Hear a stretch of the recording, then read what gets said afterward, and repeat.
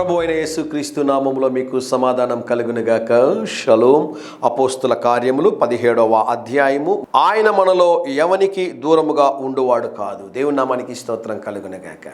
మనము ప్రార్థించిన ప్రతి స్థలములోనూ మన యొద్దకు వచ్చి మనల్ని ఆశీర్వదించే దేవుడు.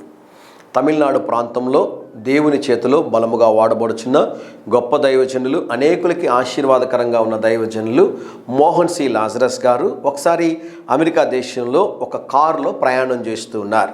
ఆయన ప్రయాణం చేస్తున్నప్పుడు ఆయన డ్రైవర్ ఇద్దరే ఆ కారులో ఉన్నారు. ఆయనకెందుకో నేను ఒంటరిగా ఉన్నాను అనేటటువంటి ఆలోచన కలిగి భయం కలిగిందంట.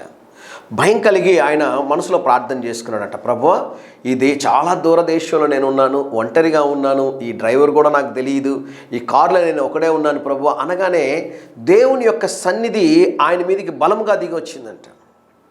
దాన్ని ఆయన అనుభవించగలిగాడు. పక్కన తోలుతున్నటువంటి డ్రైవర్ ఒక్కసారిగా షేక్ అయ్యాడంట. ఈయన అడిగాడంట, ఏం జరిగిందంటే, ఏమో తెలియదండి, కరెంట్ షాక్ లాగా నాకు అనిపించింది అన్నాడంట. ఆ డ్రైవర్ ఇచ్చిన సమాధానము ఉన్నట్టుండి కరెంట్ షాక్ కొట్టినట్టు అనిపించింది నాకు అన్నాడంట. వెంటనే నేను మనసులో అనుకున్నాడంట, దేవుడు యొక్క సన్నిధి మా మీదికి బలముగా దిగి వచ్చింది అని.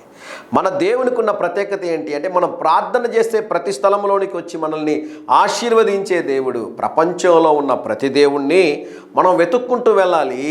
మనిషిని వెతుక్కుంటూ వచ్చిన దేవుడి సృష్టిలో ఎవరైనా ఉన్నారు అంటే యేసు ప్రభు ఒక్కరే. దేవుని నామానికి స్తోత్రం కలుగునుగాక. ధైర్యంగా ఈ దినాన్ని ఎదుర్కోండి. ఆ దేవుడు మీకు సమీపంగా ఉన్నాడన్న విషయాన్ని మర్చిపోవద్దండి. ప్రియ పరలోకపు తండ్రి, మీరు మాకు సమీపముగా ఉన్న దేవుడు, నిత్యము మాకు తోడయుండి నడిపించే దేవుడు ప్రభు, నీకు స్తోత్రం నాయన. ఈరోజు మా ప్రియులు తలపెట్టుచున్న ప్రతి కార్యములో జయమును అనుగ్రహించుమని యేసు నామములో ప్రార్థిస్తున్నాము తండ్రి. Amen, amen.